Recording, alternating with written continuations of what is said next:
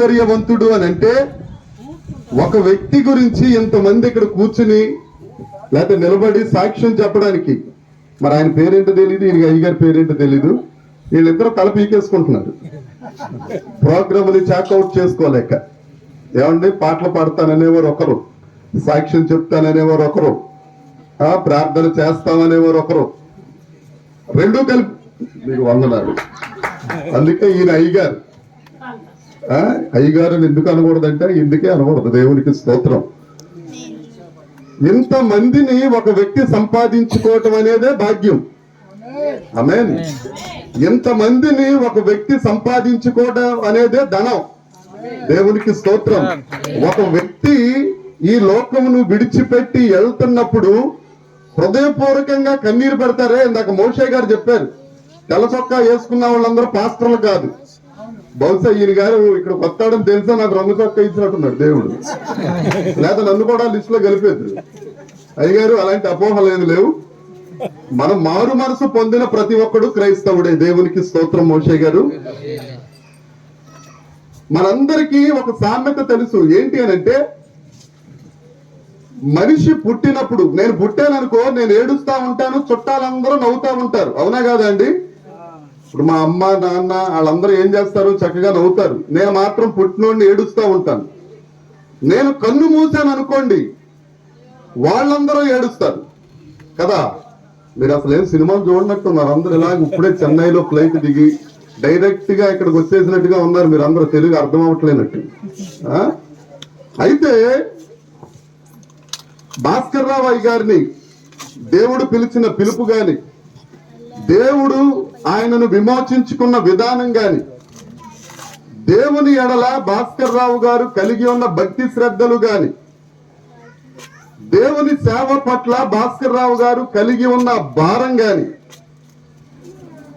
దేవుని సంఘం పట్ల, ఎదుట సేవకుల పట్ల భాస్కర్ రావు గారు కలిగి ఉన్న తగ్గింపు గాని, అది నన్ను చాలా బాగా ఆకర్షించింది.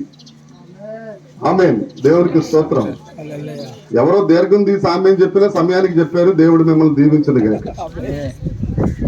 భాస్కర్ రావు గారికి నాకు ఉన్న పరిచయ సంబంధం చాలా తక్కువ. ఏమా, మా ఇద్దరి మధ్యన ఎందుకు సంబంధం అంతగా బలపడింది అని అంటే, పాశ్రమ గారిది విశాఖపట్నం, మాది విశాఖపట్నమే. నీది తెనాలి, నాది తెనాలి అన్నట్టు అక్కడ జాగ్రత్తగా ఫిక్స్ అయిపోయింది. ఇక ఆ తర్వాత భాస్కర్ రావు గారిని చూడడం మొదలు పెట్టాను నేను.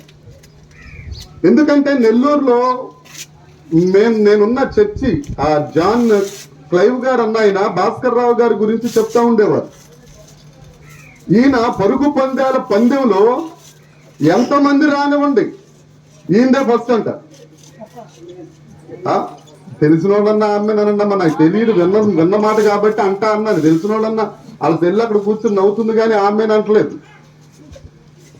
ఏ పందెం పెట్టండి, బాస్కెట్ బాల్ పెట్టండి, లేకపోతే ఖోఖో పెట్టండి, ఏదైనా కానీ భాస్కర్ రావు గారు ఫస్ట్. అంత స్పీడ్ అయినా, తర్వాత నిర్మోహమాటం లేనివాడు, ఎక్కడికైనా వెళ్ళి ధైర్యంగా మాట్లాడగలడు, చేయగలరు. అది నేను ఎక్కడ చూశాను అని అంటే, ఆయన బెడ్ మీద ఉన్నప్పుడు, ఆ డయాలిసిస్ చేస్తున్నప్పుడు ఒక 2-3 సార్లు నేను వెళ్ళాను. ఏమంటే అమ్మగారు, అవునా, 2-3 సార్లు వాళ్ళ ఇంటికి వెళ్ళాను. వెళ్ళినప్పుడు ఎప్పుడు డయాలిసిస్ చేసిన వ్యక్తి అంత చక్కగా మాట్లాడటం నేను చూడలేదు. చక్కగా మాట్లాడేవారు. పైగా నేను ఆయన చూడడానికి వెళ్తే, సురేష్ గారు బాగున్నారా, అమ్మగారు బాగున్నారా, పిల్లలు బాగుందా, మనవరాలు బాగుందా, ఈ క్వశ్చన్ అవర్ అంతా అయిపోయిన తర్వాత అప్పుడు నేను అడిగేవాడిని, అయ్య గారు మీరు బాగున్నారా అని. ఈ లోపల వీళ్ళకి ఉండేవారు చిన్న చిన్న పిల్లలు కొంతమంది.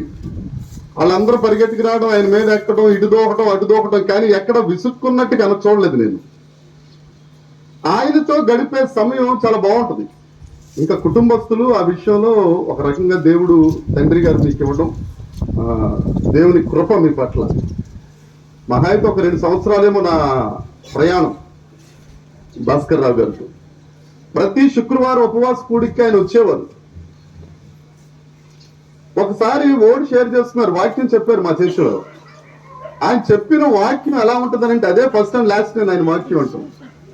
వినే వాళ్ళకి ఛాలెంజింగ్ గా ఉంటుంది. దేవునికి స్తోత్రం కలుగును గాక. ఎందుకు కూర్చున్నవాడు ఎట్టి పరిస్థితిలో మారు మనసు పొందాలి, ఇది కదా క్రైస్తవ్యము అని అంటే, అని చూపించిన వ్యక్తి, నేను ఎగ్జాల్ట్ చేయట్లేదండి, సర్వసాధారణంగా పొగడ్ను, నా మనసుకు నచ్చింది కాబట్టి, అది మంచిది కాబట్టి.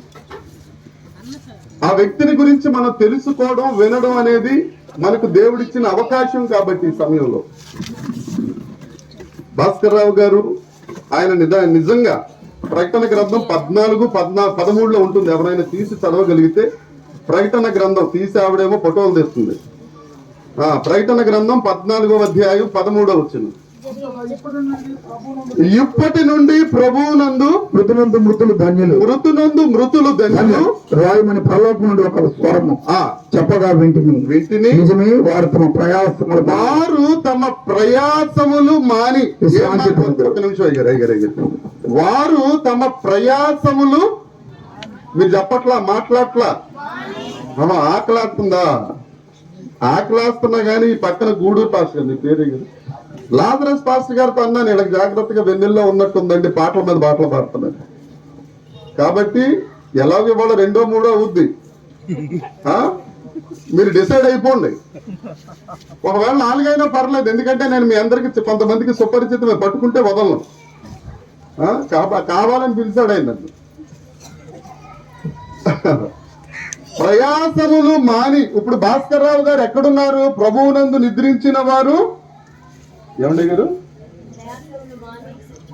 ధన్యులు కదా, ధన్యులు వారు ప్రయాసములు మాని. ఇప్పుడు భాస్కర్, మనందరం ఈ ఎండలో ప్రయాసపడుతున్నావా లేదా? చెప్పరేమో, ఇలాగో ఓపెండమ్మా, మీకు దండం పెడతాను, పడుతున్నావా? అయ్యగారికి ఆ ప్రయాసాలు లేవు కదా. ఎక్కడున్నారు? తండ్రి దగ్గర ఉన్నారు. అక్కడ ప్రయాసాలు లేవు, ఏమండి, ఇబ్బందులు లేవు, శ్రమ లేదు, హ్యాపీగా ఉన్నాడు. దేవునికి స్తోత్రం కలుగును గాక. కుటుంబ సభ్యులారా, మీకు వందనాలు చేసి చెప్తున్నాను. మీ నాన్నగారు, మీ భర్త గారు, మీ మామగారు, మీ తాతగారు ప్రయాసములు మాని క్షేమంగా అక్కడ ఉన్నారు. దేవునికి స్తోత్రం కలుగును గాక. హల్లెలూయా. కొద్ది నిమిషాలు వాక్య భాగంలోనికి వెళదాం. సాయంత్రం దాకా చెప్తా అన్నారు. కొద్ది నిమిషాలు ఏంటి అని అంటే, అలాగే ఉంటుంది పాస్టర్ల బోధ కూడాను. మా దృష్టిలో నిమిషం అంటే 1 గంట. దేవునికి స్తోత్రం అంటలా మీరు ఎందుకంటారు? ఆకలేస్తుంటే హల్లెలూయా, స్తోత్రం. యోహాను సువార్త 7వ అధ్యాయము ఎన్నో వచనమ్మా? 53. ఆ అమ్మాయి చెప్తుంది కదా సార్, పాపం చదివిన అమ్మాయి అర్థం పర్థం లేకుండా చూసింది నా మొహం అంట, ఇదేం వాక్యం అని. 7:53.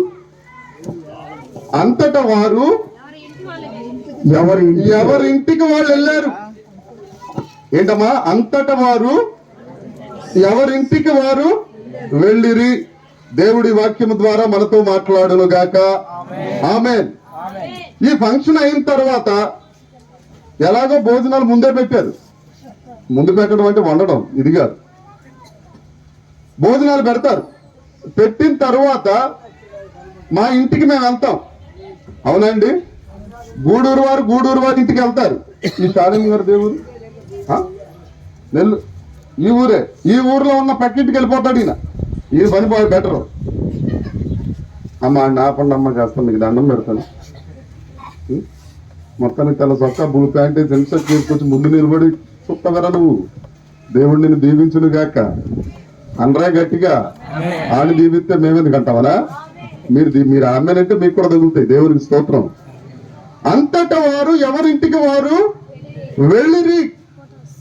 ఈ ఫంక్షన్ అయిపోయిన తర్వాత నిదానంగా భుక్తాయాసంతో జాగ్రత్తగా పాస్టర్ పట్టుకున్నాడు. వదలలేడురా బంకలాగా, మొత్తానికి ఏదో రకంగా వదిలాడు. ఇంటికి వెళ్ళి సుఖించు జీవుడా అనుకుని మంచం మీద పడిపోతారు ఎవరింటికి వారు వెళ్ళి. అయితే ఇప్పుడు మనం చదువుకున్న ఈ వాక్య భాగంలో అర్థం అదేనా? ఎవరింటికి వాళ్ళు వెళ్ళి నిద్రపోమనా? బైబుల్ని 2 విధాలుగా చదువుకోవచ్చు. ఒకటి, అప్పటి పరిస్థితులను బట్టి, అప్పటి జనాంగాన్ని బట్టి. అక్క బ్లూ శారీ అక్క, నువ్వు సైకిల్ చేయకక్క, మోక భాషలు లేవు, సైకిల్ లేవు, ఇటే చూడండి. దేవునికి స్తోత్రం. మీకు ఇష్టమన్నా ఇష్టం లేకపోయినా మనసులో తిట్టుకున్నా పర్లేదు. మోషే గారు చెప్పినట్టు పైకి మాత్రం ఇలాగే చూడండి, మనసులో తిట్టుకోండి, ఇబ్బంది లేదు. చెప్పదలుచుకుని మాత్రం చెప్పేసి వెళ్ళిపోతాం. బైబుల్ 2 విధాలుగా చదవచ్చు. ఒకటి, అప్పుడు పరిస్థితులు, అప్పుడున్న జనాంగాలను బట్టి. రెండవది, ఆ పరిస్థితులలో మనం ఏ విధంగా ఆత్మీయంగా తీసుకోవాలి దాని అర్థాన్ని అనేది 2 విధాలుగా చదవచ్చు. అయితే ప్రతి మనిషికి బ్రతికిన తరువాత ఏంటి, బ్రతికిన తరువాత మరణిస్తే ఏంటి, మనం ఎక్కడికి వెళ్తాం అనేది ఒక అర్థం కాని ప్రశ్న ఒకటి ఉంటుంది. ఒకవేళ మరణిస్తే అక్కడితో మన చాప్టర్ క్లోజ్ అయిపోతే, మన కథ ముగిసిపోతే ఇంత కష్టపడవలసిన అవసరం లేదు. ఏదో రకంగా తప్పులు చేసో తడకలు చేసో ఏదో ఒకటి చేసేసి ఎవరొకరు కొట్టో తిట్టో లాక్కునో బ్రతికేయొచ్చు, జీవితాన్ని సాగించేయొచ్చు. కానీ మరణానంతరం ఏంటి? నేను విశాఖపట్నంలో సువార్త చేస్తూ బాబు చనిపోయిన తర్వాత ఏంటి నాయన అని అంటే ఏముంటదండి, అటు ఉత్తరాంధ్రలో ఒక మాట ఉంటది, చచ్చిపోయారు అనడానికి చిలక ఎగిరిపోయింది అంటారు. ఏమంటారు? చిలక ఎగిరిపోయింది. ఆయన అన్నాడు, ఆ యువకుడు అన్నాడు, ఏముంటది సార్, చిలక ఎగిరిపోయి ఆ చెట్టు మీద తిరుగుతుందని. మా తండ్రి ఆ చెట్టు మీద తిరుగుతుందా కోతిలాగా? అయితే వీడికి సువార్త చెప్పొచ్చని సువార్త చెప్పాం, దేవునికి స్తోత్రం. అప్పుడు జాన్సన్ గా మార్చబడ్డాడు దానియేలు. కొంతమంది ఏం చేస్తారంటే తీసుకెళ్లి ఖననం చేస్తారు, కాల్చేస్తారు. కొంతమంది ఏం చేస్తారంటే భూమిలో పాతి పెడతారు. అదేనా ఈ జీవితం యొక్క తరువాత ప్రయాణం? బైబుల్ చెప్తుంది మనిషి మరణం తర్వాత 2 ప్రాంతాలకు వెళ్ళాలి. ఏదో ఒక ప్రాంతం అయితే ఒక ప్రాంతం లేదా రెండో ప్రాంతం. ఒక ప్రాంతం ఏంటంటే నిత్య జీవము, రెండవ ప్రాంతం ఏంటంటే నిత్య నరకము. మొదటి ప్రాంతం ఏంటమ్మా? నిత్య జీవం, అది దేవుడిచ్చేది. రెండవది నిత్య నరకం, అది అపవాదిచ్చేది. ఈ చనిపోయిన తరువాత భూమి మీద ఉన్నప్పుడే నువ్వు నిర్ణయించుకోవాలి, నిత్య జీవానికి వెళ్దామా నిత్య నరకానికి వెళ్దామా అని. రైలు ఎంతమందికి తెలుసు? రైలు ఎవరు తెలీదా? రైలు ఎక్కే ముందు తీసుకుంటావా టికెట్, ఎక్కిన తర్వాత తీసుకుంటావమ్మా? బాబోయ్, మీకు చాలా విషయాలు తెలిసిపోయింది, మీరు మామూలు కాదు. ఎక్కే ముందు తీసుకోవాలి, ఎక్కిన తర్వాత టికెట్ తీసుకుంటాను అని అంటే జాగ్రత్తగా టీసీ గారు వస్తారు, తీసుకెళ్లి జరిమానా వేస్తారు. హల్లెలూయా, దేవునికి స్తోత్రం. అమ్మా ఎక్కడి వారు ఎక్కడ కూర్చోండి అమ్మా, త్యాగాలు మానేయండి అమ్మా, ఇంకా కూర్చోండి అమ్మా, కూర్చోండి. దేవునికి స్తోత్రం. ట్రైన్ ఎక్కక ముందు టికెట్ తీసుకుంటారు, గమ్యస్థానంలో దిగిపోతారు, అంతే కదా? మనం కూడా నిత్య జీవానికి వెళ్ళాలన్నా నిత్య నరకానికి వెళ్ళాలన్నా ఇప్పుడే నిర్ణయం తీసుకోవాలి. ఎందుకు మనం కందుల భాస్కర్ రావు గారి జ్ఞాపకార్థ కూడిక పెట్టుకున్నాము అని అంటే, ఆయన ప్రభువునందు నిద్రించిన తరువాత కూడా మనతో మాట్లాడతారని.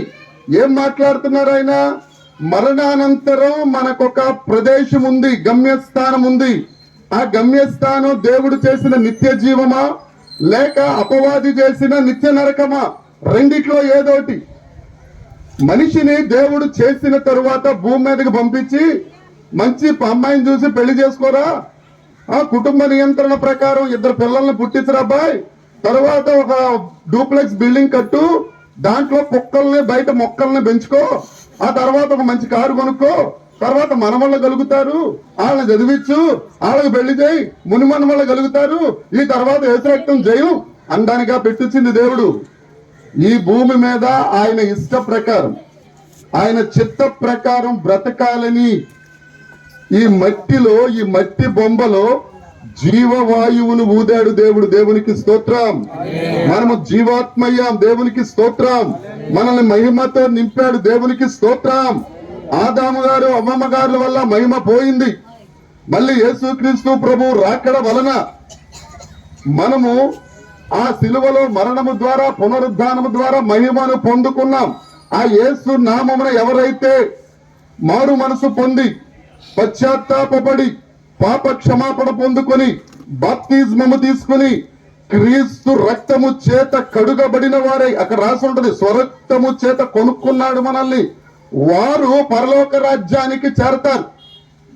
ఇక మిగతా లోకంలో అక్కడ ఆనందం ఉండదు, అక్కడ ఏడుపును, అక్కడ అగ్ని ఆరదు. మీకు బైబుల్ తెలిసిపోయింది, మీకు మీరే ప్రసంగాలు చేసేస్తారు అనుకుంటారు.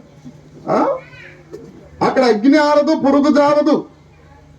ఇన్ని తెలిసినా గాని తప్పులు చేయటం మానం.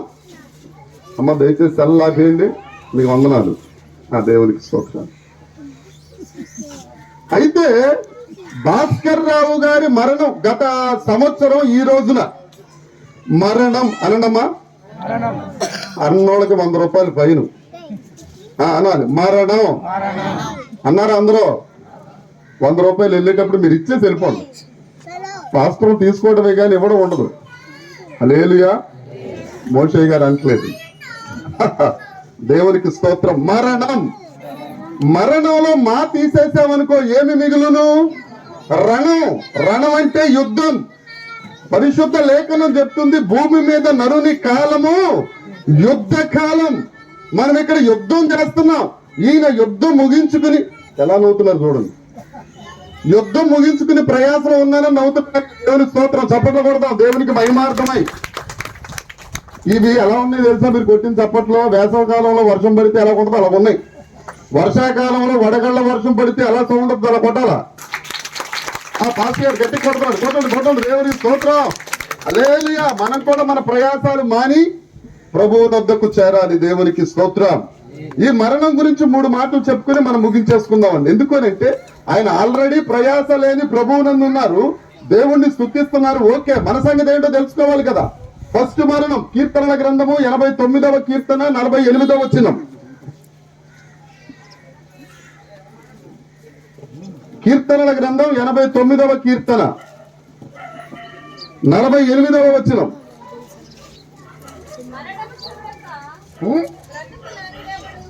మరణము చూడక బ్రతుకు నరుడెవరు? చాలమ్మా. ప్రతి ఒక్కడూ మరణించాల్సిందే. ఆమేన్. అబ్బాబే నేను మొత్తం రసీదు తీసుకున్నానండి, టికెట్ కొనుక్కున్నాను, యేసుక్రీస్తు ప్రభు రాకడ దాకా నేను బతికే ఉంటానంటే నువ్వు రేపు వెళ్ళిపోతావు. ప్రాణము కాపాడుకునే వారు త్వరగా ప్రాణానికి పోగొట్టుకుంటారని లేఖనం చెప్తుంది. ఒక రోజు వెనక ముందు మనం వెళ్ళిపోవలసిందే. యోబు గ్రంథంలో ఉంటుంది, దేవుడు గంట, నిమిషము, సెకను సమయం నిర్ణయించి పెట్టాడు. ఒకవేళ నా నిమిషం, నా సెకండ్ ఇక్కడ అయిపోయింది అనుకో, ఇక్కడ పడిపోతాను అంతే. కారులో వచ్చాను, ఎలా తీసుకెళ్తారో కూడా తెలియదు నాకు.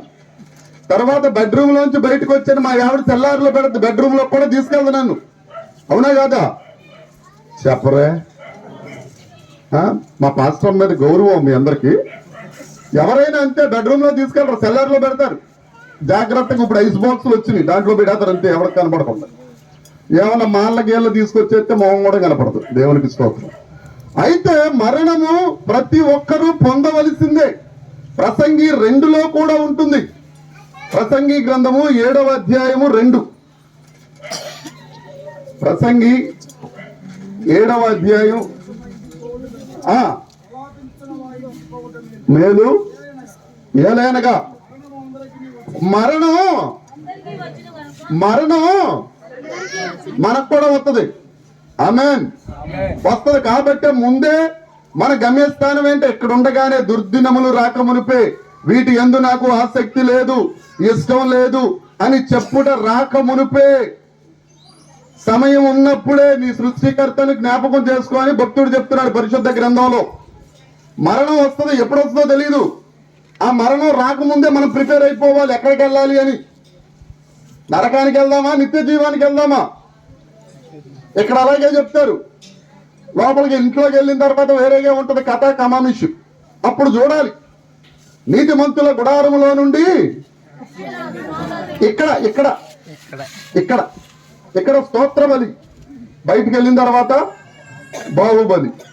రోడ్డు ఎక్కగానే పేరు మారిపోద్ది అంతే. బలి మామూలే, ఆ బలి నువ్వే అయ్యేది. అదేదో స్తోత్ర బలి అవ్వమని చెప్తున్నావు. దేవునికి స్తోత్రం. హల్లెలూయా. ఇంగ్లాండ్ లో ఒక మహారాణి గారు ఉండేవారు. ఆవిడ గారి దగ్గర చుట్టూ 600 మంది వైద్యులు. ఎంతమంది? పెద్ద ఆసుపత్రిలో కూడా ఉండరు అంతమంది. 600 మంది స్పెషలిస్టులు. ఆఖరికి ఆవిడ గారు బకీటు తన్నేసే టైం వచ్చేసింది. అంటే ఏంటి బాబోయ్, మీరు ఎంత జ్ఞానవంతులు ఏంటండి, చాలా విషయాలు తెలిసిపోయినాయి మీకు. చనిపోయే టైం వస్తే అక్కడున్న డాక్టర్లందరూ కాళ్ళు పట్టుకుని ఆస్తి మొత్తం అక్కడ పెట్టి, డాక్టర్లారా నన్ను ఒక 6 నెలలు కాపాడండి రా బాబు, 600 మంది ఉన్నారు, 6 నెలలు కాపాడండి అని అంటే, అక్కడ ఉన్న డాక్టర్లందరూ ఏం చెప్పారో తెలుసా? ఆరోగ్యం బాగు చేయమనే వరకు ఓకే, మా వల్ల అవుద్ది, కానీ బ్రతికించుట మాత్రము దేవుని వశము. దేవునికి స్తోత్రం. కొట్టు, చప్పట్లు కొట్టు. మోషే గారి డైలాగ్ కొట్టు, చప్పట్లు కొట్టు గట్టిగా. మోషే గారు కొట్టట్లేదు, దేవునికి స్తోత్రం. గ్రేట్ అలెగ్జాండర్ ఎంతమందికి తెలుసు? ఎప్పుడమ్మా మీ ఏ ఊరిది? గోగులపల్లిలో చూసారా? కనిపించాడా? మరి ఎట్లా చెప్తారమ్మా? చదువుకున్నారా? Okay okay okay. ఆయన ప్రపంచాన్ని మొత్తం జయించేశాడు. జయించేసి ఇక్కడ సముద్రం ఎంత దూరం? ఈ ఊరికి 3 కిలోమీటర్లు. ఆ సముద్రం దగ్గరికి వెళ్ళి అన్నాడట, సముద్రమా నువ్వు సముద్రం అయిపోయావు కాబట్టి బతికిపోయావు. అదే నువ్వు భూభాగానివి నేలవైపోయి ఉంటే నీ మీద ఉన్న వారిని కూడా నేను జయించేసేవాడిని అన్నాడట. అని ఇంటికి వచ్చేసరికి చిన్న దోమ ఎంత ఉంటది మీ ఊర్లో? ఇక్కడ ఎంత ఉంటదా? చిన్నది, ఇంతే ఉంటది. ఆ దోమ కుట్టేసరికి అయ్యగారి సెలకెగిరిపోవటం మొదలెట్టింది. అప్పుడు అక్కడ ఉన్న మిలిటరీ అధికారిని పిలిచి అలెగ్జాండర్ అన్నాడట, బాబు మిలిటరీ అధికారి, నేను మరణించిన తరువాత నా పార్థివ దేహమును అక్కడ ఆత్మని ఎవరు కుట్రకోటం పెట్టారా? ఇక్కడ అదే కుట్రకోటం అని పెట్టారా? అదే పిల్లలే కుట్రకోటం పెట్టారా? వెళ్ళారు. చిన్న దోమ కుట్టేసరికి అక్కడున్న మిలిటరీ అధికారిని పిలిచి, నా దగ్గర ఇంతమంది వైద్యులు ఉన్నారు కదా, నా శవ పేటికను, నా పార్థివ దేహమును పెట్టిన సమాధి పెట్టిని ఈ డాక్టర్లే మొయ్యాలి, ఇంకెవరు మొయ్యకూడదు. ఎవరు మొయ్యాలండి? మొదటి కండిషన్. రెండవ కండిషన్, ఆ సమాధి పెట్టిని ఎత్తికెళ్తున్నారు కదా, మోసుకెళ్తున్నారు కదా, ఆ సమాధి పెట్టే వెనకాల నేను సంపాదించిన బంగారు, వెండి, వజ్రాలు, వైడూర్యాలు, ఇంకా ఇంకా ఆడవాళ్ళు చెప్తారు ఈ పేర్లు, నేను చెప్పలేను ఎక్కువ. చెప్పండి అమ్మా, చెప్పమ్మా. అది ఉంటారు, నాకు తెలుసు కదా, మాకు తెలియక కాదు, మీరు చెప్తారని. ఎంత నరిసిన వెంట్రుకలైనా, సొగసైన కిరీటమైనా అమ్మగారు బాగా చెప్పారు, మీకు వందనాలు. ఇవన్నీ చల్లుకుంటా వెళ్ళండి. ఏంటేంటట? బంగారు, వెండి, వజ్రాలు. ఇప్పుడు ఎప్పుడన్నా చూసారా? శవం వెళ్తా ఉంటే డబ్బులు చిల్లర చల్లుతారు, చూసారా? అక్కడి నుంచి వచ్చిందే అయ్యగారు. కాకపోతే మన వాళ్ళ దగ్గర బంగారం చల్లరు, ఎందుకంటే ఉన్న బంగారం పీక్కులు లోనెట్టుకుంటారు, చిల్లర మాత్రం చల్లుతారు. మొత్తం రెండో పాయింట్ అది. మూడవది, శవ పెట్టుంది కదా, శవ పేటిక. దానికి ఇటు పక్కన ఒక రంధ్రం, ఇటు పక్కన ఒక రంధ్రం. ఎందుకంటే చేతులు బయట పెట్టడానికి. నా 2 చేతులు బయట పెట్టి శ్మశానానికి తీసుకెళ్ళండి. 3 కోరికలు కోరాడు. మొదటిది చెప్పాలి, వైద్యులు మొయ్యాలి. రెండవది వెయ్యాలి. మూడవది చేతులు బయట పెట్టాలి. ఎందుకు అని ఆ మిలిటరీ అధికారి అడిగాడు. అలెగ్జాండర్ గారు ఎందుకు ఈ 3 కోరికలు? నాకు అర్థం కాలేదు అని అయితే చెప్పాడట, ఈ వైద్యుల వల్ల, ఆరోగ్య శాస్త్రము వల్ల ఒక మనిషి ప్రాణాన్ని కాపాడటం అనేది జరగదు. మీరు ఆమె చెప్తారనుకున్న ఒకే ఆయన చెప్పాడు. చెప్పాలి గట్టిగా, వేసిన వాళ్ళు ఇంకా గట్టిగా చెప్పాలి, ఇంకొంచెం గట్టిగా.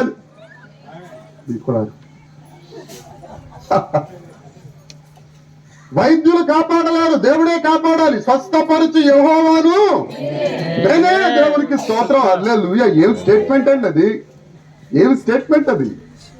రెండవది, ఈ డబ్బు, బంగారు, మణులు, మాణిక్యాలు, వజ్రాలు, గాడిద గుడ్లు, కోడి గుడ్లు, ఇంకా ఇంకా ఇంకేం గుడ్లు ఉన్నాయా?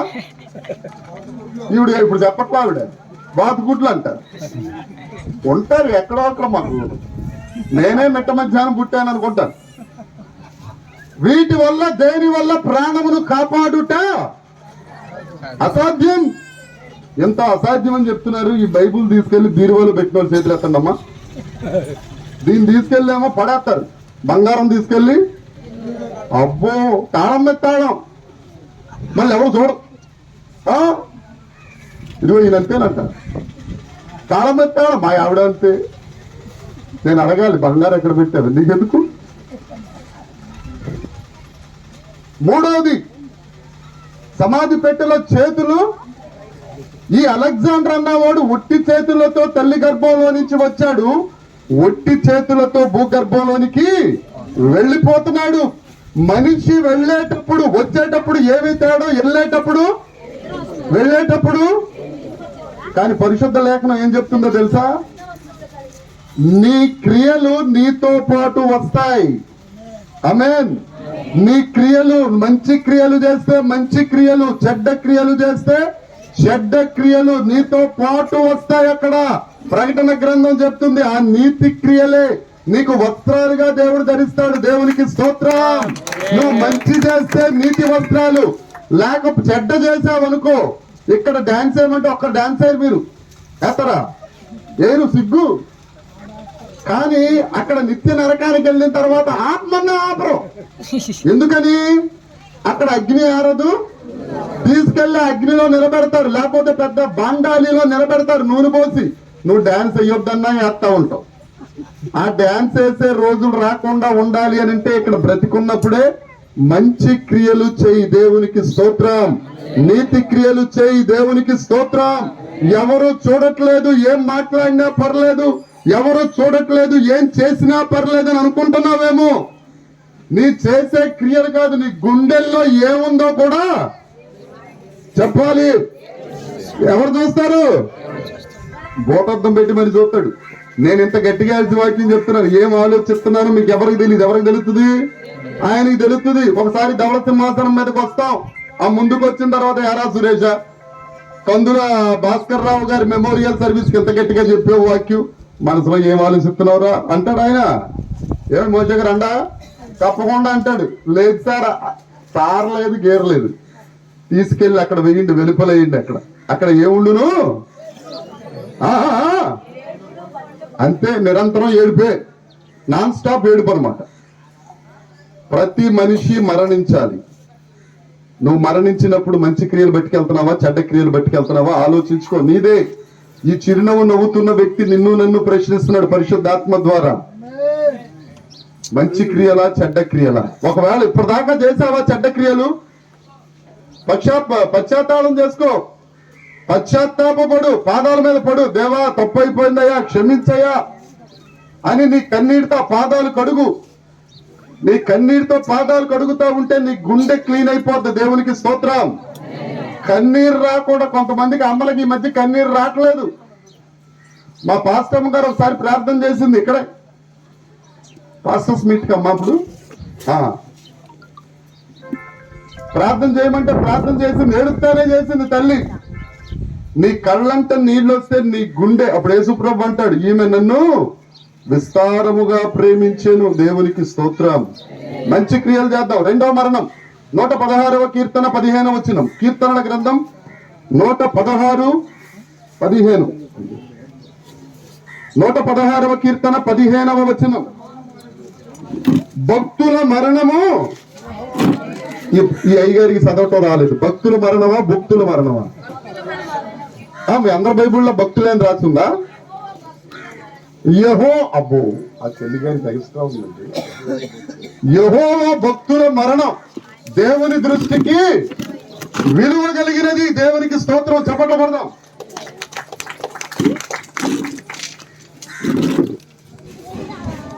ఇందాక ఈయన గట్టిగా కొట్టాడు, ఇప్పుడు ఈయన కూడా నీరసంగా కొట్టాడు. ఏం చెప్పట్లమ్మా, కొట్టండి అమ్మా, చెప్తాను, కాళ్ళు కొట్టుకుంటాను గట్టిగా. ఇంకో అరగంట మీరు భూతద్దం ఎత్తేదిగా నేను కనపడను. అర్థమైందా?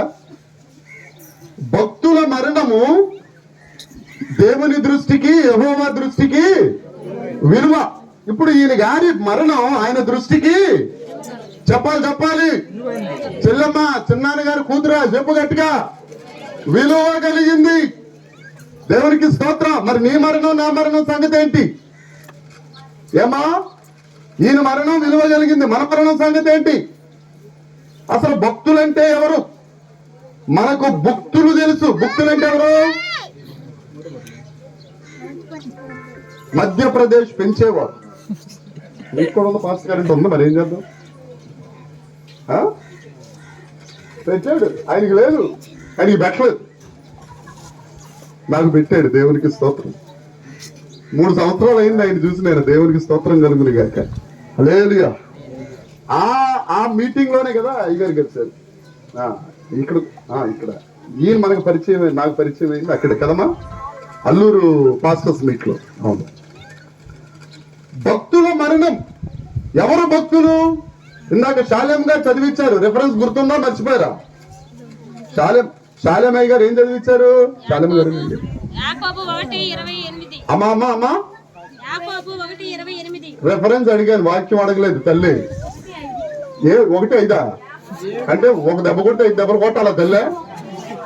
యాకోబు పత్రిక 1వ అధ్యాయము 5వ వచనం, అది కాదమ్మా 27. ఏం చదువు ఏంటది? తండ్రి ఎదుట నిష్కలంకమైన భక్తి ఏదనగా దిక్కులేని పిల్లలను, విధవరాండ్రను వారి ఇబ్బందులలో పరామర్శించుటయు. రెండవది ఇహలోక మాలిన్యము అంటకుండా చూసుకునే వాళ్ళు భక్తులు. ఈయన గారి గురించి ఇంత సాక్ష్యమే అన్నాం కదా. ఆఖరికి వాళ్ళ చెల్లెమ్మ హాస్పిటల్లో ఉంటే ఆయన వైజాగ్ లో ఉన్నా గానీ ఇక్కడ కావలసిన సమస్తమును అరేంజ్ చేశారు కదా. చెల్లె ఎక్కడో ఉన్నావు, చాలా మంది సాక్ష్యాలు చెప్పారు. రెండవది ఇహలోక మాలిన్యము మనకు అంటకుండా చూసుకోవాలి. దేవునికి స్తోత్రం. ఇప్పుడు ఇక్కడ దారి ఉంది, ఈ దారే కదా దారి. అట్నుంచి జాగ్రత్తగా బురదలో పొర్లి, బురదనే తన వస్త్రముగా ధరించుకొని ఒక గేదె అటు నుంచి నడుచు వచ్చి చుండెను. నేను తెల్లని వస్త్రాలు ధరించి దానికి ఎదురుకుండా వెళ్తానా? చెప్పట్లేదు మీరు ఎక్కడో కదా, అమెరికా నుంచి వచ్చారు ఏంటండి. బురద వస్తున్న గేదె ఎదురుకుండా వెళ్తామా మనం? వెళ్ళాం. ఎందుకని? డ్రెస్ పాడైపోద్దని. అవునా కదా? ఇక పట్టు చీర కట్టుకున్న ఈ స్త్రీలు గురించి చెప్పక్కర్లేదు.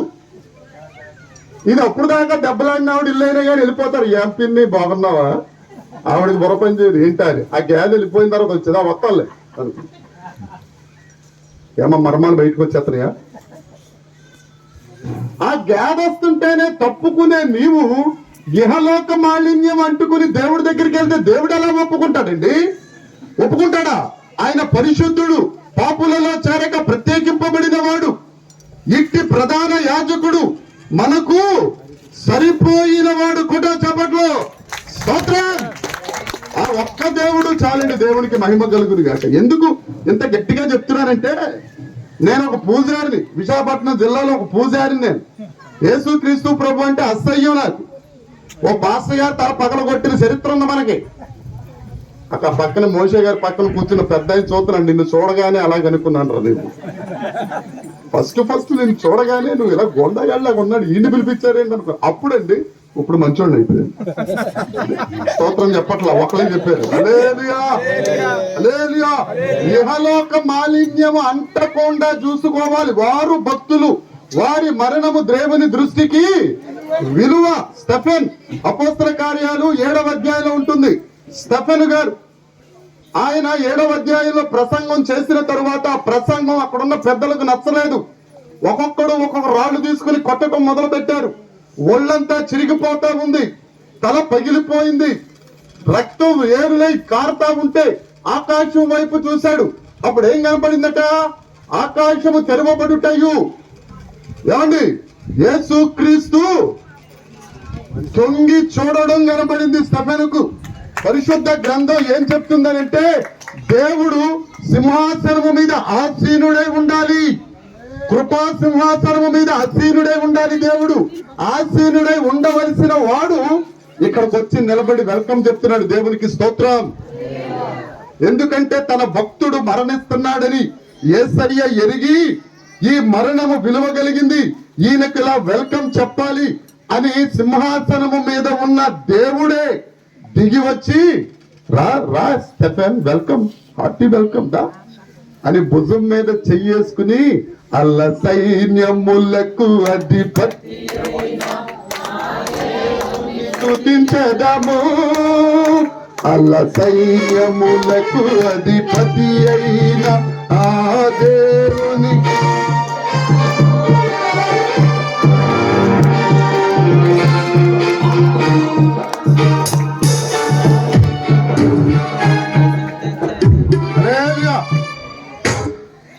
ఎలా పాడారంటే మీరు, అప్పుడు యెహోషువ గనక ఇక్కడ ఉండుంటే, ఏ యెహోషువ? మోషే గారి అసిస్టెంట్ పాస్టర్ యెహోషువ గారు ఉంటే మిమ్మల్ని తీసుకెళ్లేవాడు ఎరుకో గోడలు కోల్చడానికి. రండిరా బాబు వెళ్దాం. మీరు వెళ్ళి అక్కడ పాడితే వాళ్ళు పాడినప్పుడు గోడలు అడిపడిపోయి మీరు గనక పాడారు అనుకో, మీ మీద పడిపోయి అలా పాడారు మీరు. క్రైస్తవ చరిత్రలో ఈ పాట వందే మాత్రం లాంటిది. ఇదే అలా పాడితే అలాగండి. ఆ? దేవునికి మహిమ. తన భక్తుల మరణం ఆయనకు విలువ కలిగింది. నువ్వు రేపు పొద్దున్న ప్రభువునందు నిద్రిస్తావు. ఇలా వార్నింగ్ ఇస్తున్నాను అనుకోవద్దండి. జరిగేదే అది. ప్రవచనం అనుకో, ఏమన్నా అనుకో, ప్రెడిక్షన్ అనుకో. నువ్వు మరణిస్తావు, నేను మరణిస్తా. యేసు ప్రభు నిలబడతాడా? మొహం చాటేసుకుంటాడా? లేకపోతే సాతాను అక్కడ గంతులేస్తా ఉంటాడా?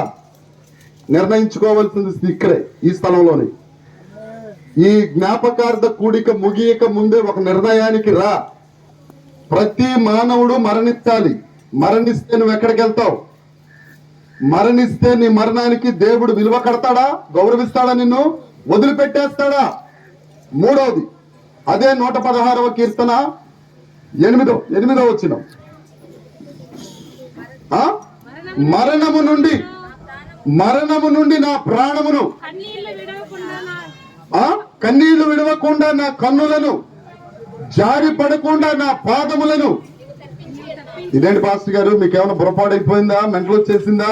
ప్రతి మనిషి చచ్చిపోతాడన్నావు, ఇప్పుడేమో మరణం తప్పిస్తాడంటున్నావు. ఏంటి అసలు? నువ్వేమన్నా బుద్ధుండే వాక్యం చెప్తున్నావా అని చూడకండి. అమ్మా, నేను జ్ఞానం కలిగే చెప్తున్నాను. దేవునికి స్తోత్రం చెప్దాం. దేవునికి స్తోత్రం. హల్లెలూయా. ఒక పంతుల్ని తీసుకొచ్చి పాస్టర్ గా ఆశామాషిగా నిలబడ్డ దేవుడు నిలబడతాడా? నిలబడ్డా. మనకి ఇప్పుడంటే పైన సొక్క, అప్పుడు సొక్క ఉండేది కాదు. అంగవస్త్రమే ఇక్కడ దాకానే. ఇదంతా ఎక్స్పోజింగే. పాస్టర్ అయిన తర్వాతే షర్ట్. ఎంత షర్ట్ వేసి వస్త్రం కప్పి ఇక్కడ తీసుకొచ్చి నిలబెట్టింది వాక్యం చెప్పడానికి, తప్పు చెప్పడానికి కాదు. నువ్వు తప్పక మరణిస్తావు. నీ మరణాన్ని తప్పించేవాడు కూడా దేవుడే. ఏ మరణం అది? మనిషికి 2 మరణాలు. ఒకటి శారీరక మరణం, స్వాభావిక మరణం. ఈ శరీరం ఎప్పటికైనా చచ్చిపోవలసిందే. ఏ మట్టిలో నుంచి వచ్చిందో ఆ మట్టిలోకి వెళ్ళిపోవలసిందే. రెండవది, 2వ మరణం. నీవు యేసుక్రీస్తు ప్రభువు రక్తమునందు కడగబడి, యేసుక్రీస్తు ప్రభు ఆజ్ఞలకు విధేయత చూపించి, యేసుక్రీస్తు చిత్త ప్రకారం నువ్వు బ్రతికినట్లయితే నీకు 2వ మరణం అనేది ఉండదు. దేవునికి స్తోత్రము. నువ్వు 2వ మరణంలోనికి వెళ్ళవు. మరణము నుండి జీవములోనికి దాటిపోతావు. దేవునికి స్తోత్రం. హల్లెలూయా. అందుకే అన్యులు ఏమంటారంటే, ఎవరైనా కన్ను మూయగానే పోయారు అంటారు. ఏమంటారు? ఎక్కడికి పోయాడు? అది తెలియదు వాళ్ళకి. అక్కడికి వెళ్ళి ఎక్కడికి పోయాడు ఏమో. కానీ క్రైస్తవులు ఏమన్నా తెలుసా? పోయారు, చచ్చిపోయారు, పిచ్చి పిచ్చి మాటలు మాట్లాడకూడదు. ప్రభువునందు నిద్రించి తిరిగి ఒకప్పుడు లెగుస్తాడు మళ్ళీ. ఎక్కడా? మంచి క్రియలు చేస్తే నిత్య రాజ్యము, ఆ రకమైన క్రియలు చేస్తే నరకం. దేవుడికి స్తోత్రం. హల్లెలూయా. ప్రతి ఒక్కరికి ఇది సహజమే. మన క్రియలను బట్టే మనం మరణం తప్పించబడుట ఉంటుంది. ఈ 2వ మరణము తప్పించుట దేవుని వశం. ఆయనే తప్పిస్తాడు.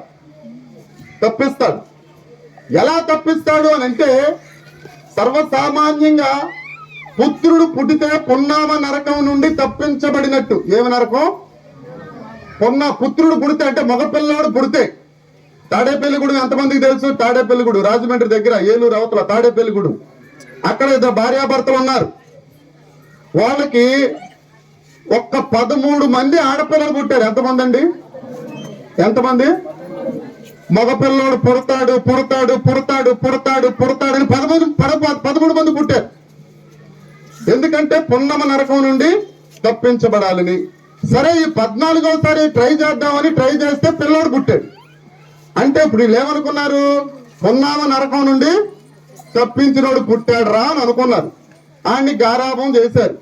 ఆయన భూమి మీద నడిపించకుండా కరెంటు తీగల మీద నడిపించడం మొదలు పెట్టారు. గారాభంగా పెంచారు. ఆడు ఈడొచ్చిన తర్వాత 13 + 2 ఎవరో? 13 అక్కలో 2 ఎవరో? తల్లి తండ్రి. మొత్తం ఎంతమంది అయ్యారు? బయటికి పంపించి ఇంటికి తాళం పెట్టాడు. నరకం నుండి తప్పించాడా? నరకంలోనికి పంపించాడా? చెప్పాలి మీరు. మరి పున్నామ నరకం నుండి ఆయన తప్పించడు. నరకం నుండి తప్పించువాడు గట్టిగా యేసుక్రీస్తు. చెప్పండమ్మా గట్టిగా. మీరు ఇప్పుడు చెప్పితే అన్నం తినేసి మంచాల మీద పడుకున్న వాళ్ళు లెగాల, అలా చెప్పాలి. చెప్పండి 1 2 3 గట్టిగా. జాగ్రత్తగా జోకొట్టినట్టుంది. తప్పించేవారు ఎవరు? నాకు గొంతుకు నిప్పోతుంది కానీ మీకు మాత్రం అబ్బే. సరే, ఇంటికి వెళ్ళిన తర్వాత ట్రై చేయండి. 2వ మెమోరియల్ కి ట్రై చేద్దాం. దేవునికి స్తోత్రం. నరకమును తప్పించాలంటే యేసు ప్రభువే. ఎవరో పుర్లామ నరకం నుండి తప్పిస్తారు? ఇవన్నీ పిచ్చి కథలు. మరణము తప్పించుట, 2వ మరణము తప్పించుట యెహోవా యెహోవా యెహోవా వశం. అమెరికాలో ప్రపంచానికి ప్రఖ్యాతిగాంచిన జర్నలిస్ట్ ఒక ఆయన ఉన్నాడు. జర్నలిస్ట్ అంటే ఎవరండి? విలేకరి.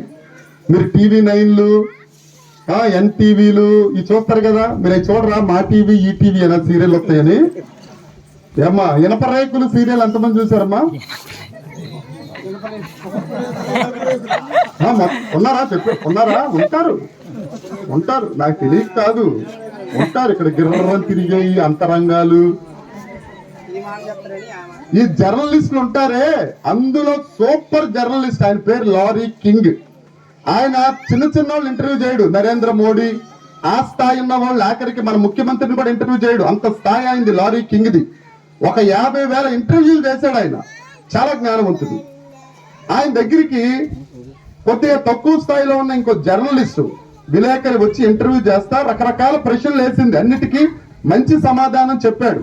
ఇక అయ్యారు సార్ లారీ కింగ్ గారు, ఆఖరి ప్రశ్న ఏంటి అని అంటే, నువ్వు దేనికి భయపడతావు? ఏంటంట ప్రశ్న? నువ్వు దేనికి భయపడతావు అనగానే అంత జ్ఞానవంతుడు, అంత ధనవంతుడు, అంత తెలివి కలిగిన వాడు వణికిపోతూ ఒక సమాధానం చెప్పాడు. మరణానికి భయపడతాను. దేనికి భయపడతాడు? మరణానికి. ఆయనకి ఎంత జ్ఞానం ఉండని, ఎంత ఆస్తి ఉండని, ఎంత సర్కిల్ ఉండని వృధా. మరణానికి భయపడిన వాడు ఎవరో తెలుసా? మనమే. దేవునికి స్తోత్రం. మనం మరణానికి భయపడం. చావాది ముల్లెక్కడా, చావాది విజయం ఎక్కడ, మరణమాది విజయం ఎక్కడ అని శాసించిన వాడు, మరణమును గెలిచి లేచిన వాడు మన తండ్రి. దేవునికి స్తోత్రం. బోలో యేసు మహారాజుకే, బోలో యేసు మహారాజుకే, రాజుల రాజుకే, ప్రభువుల ప్రభువుకే, సజీవునికే. దేవునికి స్తోత్రం. మరణం అంటే మనం భయపడమండి. ఎందుకంటే దేవుడు మనకిచ్చిన విలువ లాంటిది, దేవుడు మనకిచ్చిన నిరీక్షణ లాంటిది, దేవుడు మనకిచ్చిన స్వాస్థ్యం లాంటిది. దేవునికి స్తోత్రం. మనం మరణానికి భయపడం. ఎందుకంటే 2వ మరణము నుండి తప్పించే యేసు క్రీస్తు మన పక్షాన ఉన్నాడు. దేవునికి స్తోత్రం. దేవుడు మన పక్షమున ఉండగా ఎవడండి? దేవునికి స్తోత్రం. మనకి ఓటం అనేది లేదు. ఆమేన్. ఒకవేళ నువ్వు ఓడిపోయే పరిస్థితి వచ్చినా దేవుడు నిన్ను ఓడిపోనేవాడు. ఆమేన్. అనరా బాబు గారు? వీళ్ళకి అన్నాలు పెట్టుకున్నా అవకాశం ఉంటే ఇంకో గంట ప్రసంగం చేస్తాను. చెప్తారా చెప్పరా? ఆమేన్ అని. అది ఇలా ఉండాలన్నమాట. మరణానికి భయపడవలసిన అవసరం లేదండి. దేవునికి మహిమ.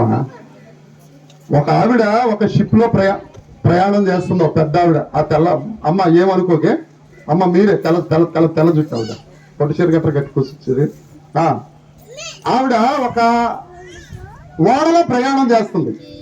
ఓడ తుఫాన్లో చిక్కుకుంది. అందరూ ఎవరికాడు ఎటు పడితే అటు ఈత కొట్టుకుంటా వెళ్ళిపోతున్నారు. ఈవిడ మాత్రం అక్కడ కూర్చుని, పరమా జీవము నాకు నివ్వ, తిరిగి లేచెను నాతో నుండా, పరమా జీవము నాకు.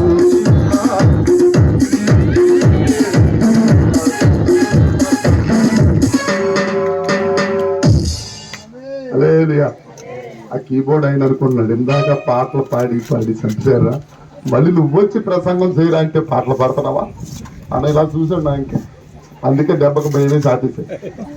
నువ్వు వచ్చేసి ఎవరైనా పాట అంటే, బాబు ప్రసంగం అవ్వలేదు, ఇంకా అవ్వలేదు, బలు వాక్యం అవ్వలేదు. పెద్దమ్మ గారు వెళ్తా ఉంటే తుఫాన్లో చిక్కుకుంది ఓడ. అందరూ ఈత కొట్టుకుంటూ వెళ్ళిపోయారు. ఈవిడ మాత్రం పాటలు పాడుతా ఉంది. కెప్టెన్ గారికి ఏం అర్థం కాల. అమ్మ ఇటు చూడమ్మా, ఇటు చూడండి, ఇటు చూడండి. వాళ్ళిద్దరు అలాగ అవుతుంటారు. ఆ కెప్టెన్ గారికి ఏం అర్థం కాల. ఆవిడ దగ్గరికి వెళ్ళి, ఆ పెద్ద ఏం పేరమ్మా మీ పేరు? ప్రభావతి అమ్మానా ప్రభావతినా? ప్రభావతి అమ్మాయి, అమ్మాయి అదే ఖాయం చేద్దాం. ప్రభావతి అమ్మగారి దగ్గరికి వెళ్ళి, ఏమ్మా ఏ పాటలు పాడుతున్నావు, ఏ కొట్టవా, భయం వేయట్లేదు అంటే, చిచ్చి నాకెందుకు బాబు భయం, వాడ మంచిగా ఉంటే పెద్దమ్మాయి దగ్గరికి వెళ్తా, వాడ మునిగిపోతే చిన్నమ్మాయి దగ్గరికి వెళ్తా. ఏంటంట? నేను చెప్తాను కదా మీకు ఎందుకమ్మా, అందుకే మనల్ని గొర్రెలు అంటారు. వాడ మంచిగా ఉంటే ఏ అమ్మాయి దగ్గరికి వెళ్తుందట? వాడ మునిగిపోతే ఎవరో ప్రభావత్ అమ్మగారు. ఆవిడకి ఆయనకి ఏం అర్థం అవ్వాలి కెప్టెన్కి. ఏంటమ్మా పెద్ద కూతురేంటి చిన్న కూతురేంటి? ఏమి లేదండి కెప్టెన్ గారు, పెద్ద కూతురేమో పరలోకంలో ఉంది, చిన్న కూతురేమో అమెరికాలో ఉంది, అందుకే త్వరపడకూడదు అంటాను. పెద్ద కూతురు ఎక్కడ ఉందట? పరలోకం. చిన్న కూతురు ఎక్కడ ఉందట? అమెరికా. ఒకవేళ ప్రభువునందు నిద్రిస్తే పరలోకం వెళ్ళిపోతానండి, బ్రతికేశారనుకోండి ఎక్కడికి వెళ్ళిపోతాను? అమెరికా వెళ్ళిపోతాను చిన్న కూతురు దగ్గరికి. ఎక్కడికి వెళ్ళినా గాని నా యేసు నాకు చెప్పాలి, నా యేసు నాకు ఏ సమయం అందైనా ఎక్కడైనా గాని యేసు నాకు. మీ ఇద్దరం చూసే పాట పాడడం మానేసి వాక్యం చెప్తున్నాను. ఏ సమయం అందైనా ఎక్కడైనా యేసయ్య నాకు చాలు. దేవునికి స్తోత్రం. మరణము తప్పించుట యెహోవా వశం. నువ్వు రెండో మరణం తప్పించుకోవాలి అని అంటే తప్పకుండా యేసయ్య మార్గంలోకి రావాలి అంతే. దేవునికి స్తోత్రం. నీకు నచ్చినా నచ్చకపోయినా యేసయ్య మార్గంలోకి రావాలంతే. హల్లెలూయా. దేవునికి స్తోత్రం కలుగును గాక. అయ్యగారు వెళ్ళిపోయారని అమ్మగారు ఎప్పుడు బాధపడరు, ఎందుకంటే విశాఖపట్నం వాళ్ళు రాతి గుండె కలిగించి గట్టి గుండె కలిగిన వాళ్ళు. యెషయా గ్రంథము 54వ అధ్యాయము 5వ వచనం ఏముంది అక్కడ? తీయక్కర్లా బైబులు. నిన్ను సృష్టించిన వాడు దేవుడు నీకు భర్తగా ఉన్నాడమ్మా. నీ జీవిత కాలం అంతా దేవుని సేవ చేసుకో. దేవునికి స్తోత్రం. దేవుడు నీ సేవను సంఘమును ఆశీర్వదించును గాక. గట్టిగా ఆమేన్. దేవునికి స్తోత్రం. పిల్లలు ఎక్కడున్నారు? పిల్లలు ఇప్పుడుదా ఇక్కడ ఉన్నాడు ఆయన. ఆ పిల్లలు కోడల్లో, అమ్మా కోడలు గారు ఇంకేది మీతో జనం ఉన్నారు కదా, రండి రండి రండి రండి రండి. యోహాను సువార్త 16:32 తీసిపెట్టండి అమ్మా. యోహాను సువార్త 16:32. పిల్లలు పిల్లలు రండి అమ్మా, రండి రండి. ప్రసన్న లానా రండి. మనవాళ్ళు మనవరాళ్ళు ఎంతమంది ఉన్నారు? రండి రండి. పెద్దోడా చిన్నోడా రండి, రావాలి. ఆకలేస్తుందమ్మా, రెండమ్మా. ఇప్పుడు ఎలా ఉందంటే మన పని తల్లి మాదాకోళం అన్నట్టుంది. రండి రండి, రావాలి. ముందుకు రండి అమ్మా, ముందుకు రండి. రండి రండి రండి రండి. చాలా మంది కనపడేవారు కదండి పిల్లలు. రండి రండి రండి రండి రండి. వాళ్ళు కూడా తిట్టుకుంటారు నన్ను ఇప్పుడు. దా దా దా రాబాయ్.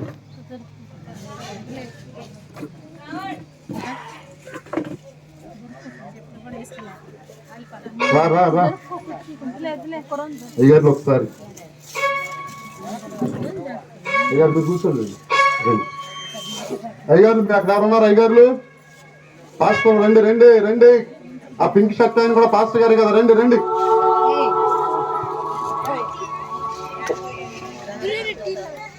రండి పాస్టర్ గారు రండి. అయ్యారు ఒకసారి ఆపండి. అయ్యారు అయ్యారు రూపాంత ఫోన్ తీసుకు. అరే ఆ ఫోన్ ఇచ్చాను. రెండమ్మా రండి రండి సార్ రండి. యోహాను సువార్త చూసారండి, చదవండి అయ్యారు. యోహాను సువార్త 16:32 పిల్లల కోసం రండి. ఇదిగో మీరు ప్రతి వాడును ఎవని ఇంటికి వాడు చదిరిపోయి నన్ను ఒంటరిగా విడిచిపెట్టి గడియ వచ్చున్నది వచ్చే ఉన్నది. అంటే తండ్రి నాతో ఉన్నాడు గనుక, తండ్రి నాతో ఉన్నాడు గనుక నేను ఒంటరిగా లేను. మేము ఒంటరిగా లేము. బాబు పిల్లలు అందరూ వచ్చారా? జనాభా అంతా ఇంకా ఉన్నారా? శేషం ఉందా ఇంకా? చాలేదా? ఏమండి ఇక్కడ వాగ్దానం ఏంటి అని అంటే అమ్మగారికి ఇచ్చిన వాగ్దానం. నిన్ను ఎక్కడున్నారు? నిన్ను సృష్టించిన వారు నీకు భర్త అయి ఉన్నారు. దేవునికి స్తోత్రం. పిల్లలకు, కుమారులకు, కుమార్తెలకు, మనవళ్లకు, మనవరాళ్లకు యోహాను సువార్త 16:36 ఉన్న వాక్యం. తండ్రి 32 అయితే తండ్రి నాతో ఉన్నాడు తండ్రి మీతో ఉన్నాడు. చెప్దామా గట్టిగా, తండ్రి నాతో ఉన్నాడు కనుక తండ్రి మీతో ఉన్నారు గనుక నేను ఒంటరిగా లేను. మీరు ఒంటరిగా లేరు. ఏమండి ఆమెనా? పిల్లలు ఎవరో చెప్పట్లా, ఆడ బాధలు నాకు ఉన్నట్టున్నారు. తండ్రి మీతో ఎవరున్నారమ్మా?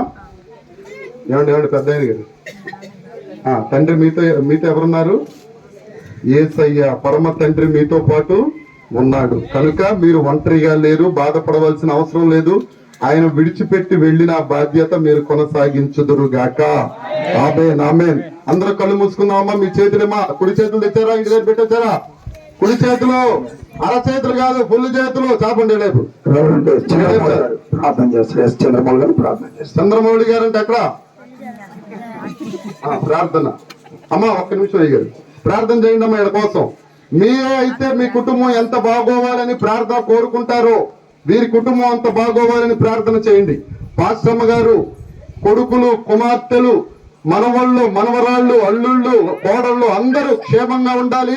యేసయ్య మార్గంలో ఉండాలి. తండ్రి ఇంటి పరిచర్యలో ఉండాలి. వీరందరూ ప్రార్థన చేద్దాం. అందరూ కళ్ళు మూసుకున్నాం. కళ్ళు మూసుకుని ప్రార్థన. మీ ప్రార్థన మాకు వినపట్లేదు. ప్రార్థన. దేవునికి స్తోత్రం. ఈ కుటుంబాన్ని ఆశీర్వదిస్తూ ప్రార్థన. హల్లెలూయా హల్లెలూయా. అమ్మా చేయి చాపండి అమ్మా, చేయి చాపండి అమ్మా, చేయి చాపండి. ప్రార్థన చేయండి, ప్రార్థన చేయండి. నమ్మకం గల మా పరలోపు తండ్రి, గొప్ప మా దేవ, నీ ఘనమైన పరిశుద్ధమైన పాదాలకు వందనాలు స్తోత్రాలు చెల్లిస్తా ఉన్నా. అవును ప్రభా, మీ దాసుడు ప్రభా ఇదిగో తండ్రినైనా తమ ప్రయాసమాని విశ్రాంతిలో ప్రవేశించున్నాడు. అంతేకాదు ప్రభా, ఇది కూడా కుటుంబాన్ని బట్టి ప్రార్థన చేస్తా ఉన్నా. అవును ప్రభు, ఇదిగో తండ్రి నాతో ఉన్నాడు, నేను ఒంటరి కాదన్నట్టుగా ప్రభు. అయ్యా ఇదిగో తండ్రి ప్రభా, మీరే వీరికి తోడుగా ఉండండి.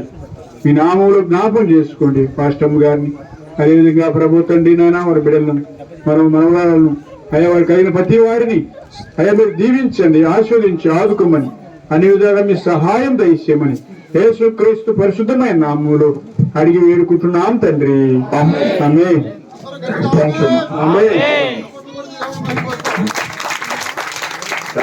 కూర్చున్నా. ఈ సమయంలో